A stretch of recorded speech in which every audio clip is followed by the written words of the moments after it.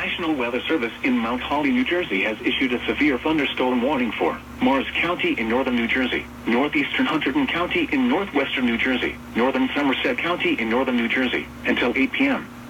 At 7:29 p.m., a severe thunderstorm was located over Succothana, or 11 miles northwest of Morristown, moving east at 40 miles per hour. Hazard, 60 miles per hour wind gusts. Source, radar indicated. Impact, damage to roofs, siding, trees, and power lines is possible. Locations impacted include Morristown, Dover, Madison, Hopatcong, Florin Park, East Hanover, Lincoln Park, Hackettstown, Chatham, Boonton, Wharton, Rockaway, Morris Plains, Mount Arlington, Mendham, Mountain Lakes, High Bridge, Stanhope, Litcong, and Peapack and Gladstone. This includes the following highways: Interstate 287 in New Jersey between mile markers 21 and 51. Interstate 78 in New Jersey between mile markers 29 and 39. Interstate 80 in New Jersey between mile markers 26 and 48.